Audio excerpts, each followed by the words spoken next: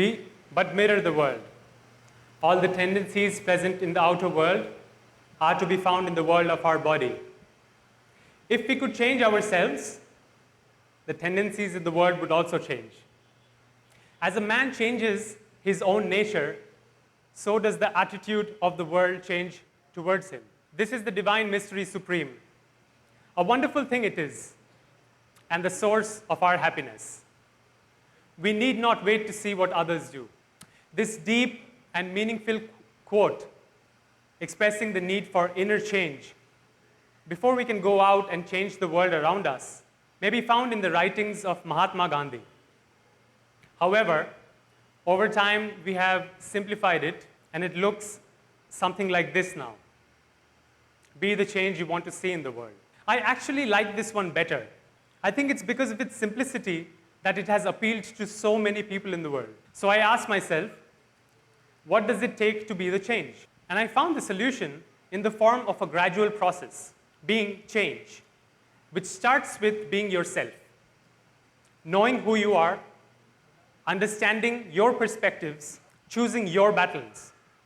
And we spend an entire lifetime trying to do that. And this being of self helps us empathize with others. And only when we can begin to respect or at least understand the points of view of others can we drive change that is wholesome and long-lasting.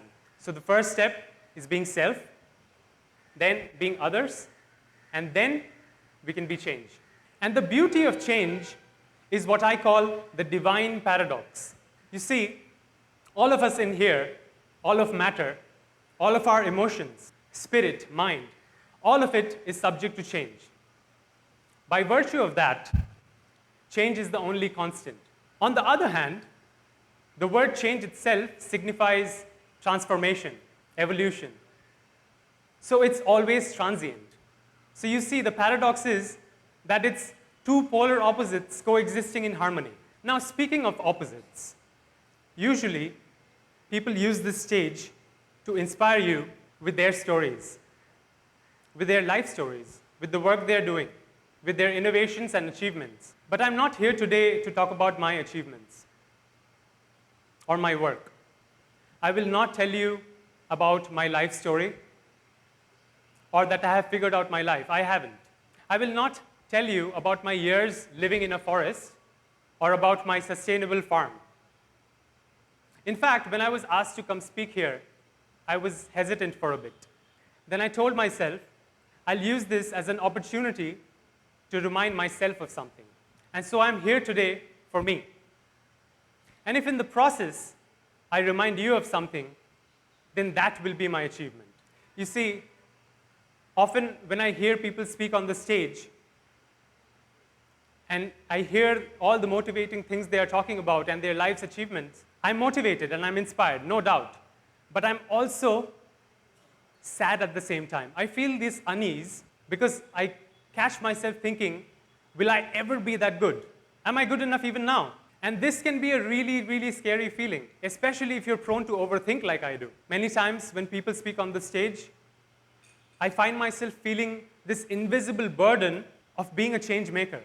So today, I'll tell you honestly from my heart, don't be the change yet. Don't carry this burden of being the change maker. Because you see, the problem of being change is many of us are trying to bring change without truly understanding what kind of change fits the purpose. We are innovating, and that's great. And we are thinking of new and bright ideas, and that's great too. And we are growing and evolving in the process.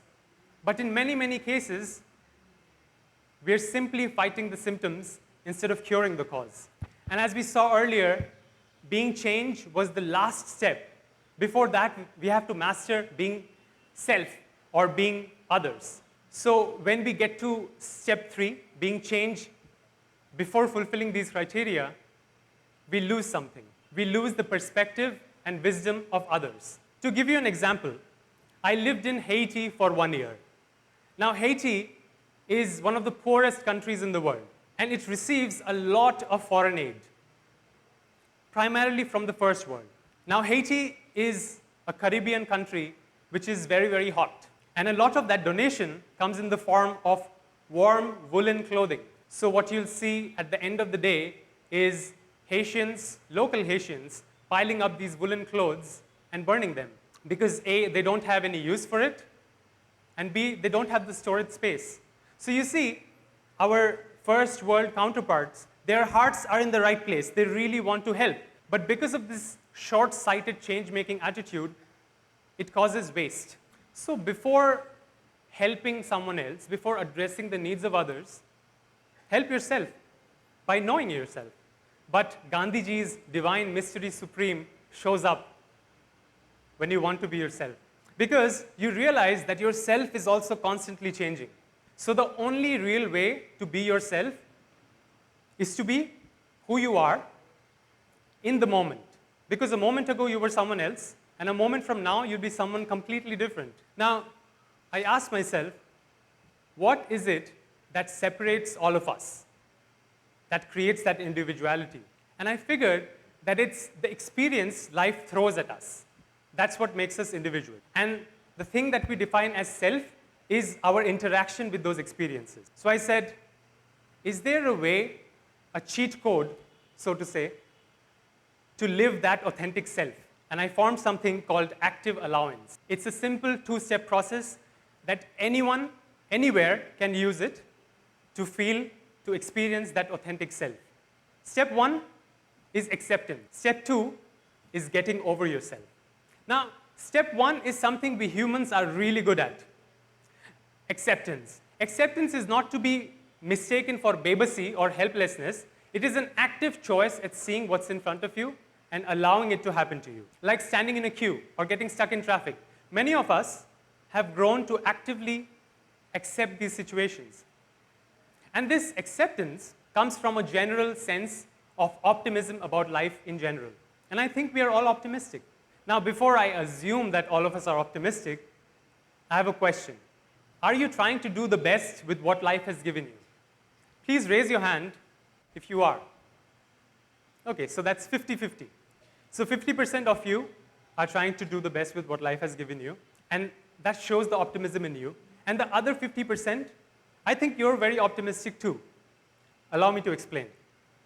You see, you woke up today. You got ready for this event or for the day, and then you stepped out of the door. And you threw yourself at the mercy of the world, not knowing what awaits you. And maybe some of you thought, I'll have a good day today. I'll meet someone new today. That's also optimism. And this optimism creates in you a drive to do what's best for you. Now, it's important to remember that it's not a passive choice, it's active decision making. You decide to accept. You decide to be in acceptance of what life throws at you. So, to summarize, you're optimistic. That allows you to do the best with what life has given you, and as a result of which, you're ripe for acceptance. Now, we can say that you are life manifesting itself like no other, because if you think a lot, you'll figure out that you're essentially a nobody. You're not your job. You're not a housewife or a pamphlet distributor. You're life manifesting itself like no other. And by virtue of that, you're a nobody and the most unique person to have ever lived the earth. Now, step 2, getting over yourself, requires you to do that. To acknowledge that you're a nobody. But how do you get to do that? You see, a lot of us, maybe many of us, when we introduce ourselves to someone else, we say, hi, my name is this, and I am this. Accountant, housewife, writer, poet. But to experience that self, you have to get rid of that tag. That tag has to go. That sense of I am something has to go. And if you do it long enough, you start doing something really beautiful. You start confiding in yourself. You start being honest to yourself. And very soon you find yourself saying, I think I'm a nobody.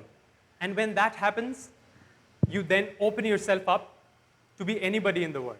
And as we saw earlier, being changed requires us to be others. So when you can be anybody, you can be others too. And you can be changed as well. So today, I'll not tell you how to live your life or try to inspire you. or tell you that you should be the change. I'll tell you that you're perfect, just the way you are. You're unique, and you have chosen your battles that you're fighting, and I or anyone else doesn't have the right to tell you that battle is wrong. So just be. Just breathe. And I respect your battles. And there is no right or wrong, because what was right a moment ago will not be a moment from now. Just accept yourself, but then get over yourself. Don't carry the burden of being the change maker. Just let change happen through you. So tomorrow morning when you wake up, you ask yourself, who am I today? And if something inside you says, I'm a nobody, then my friend, the world is ready for you to be the change. Thank you.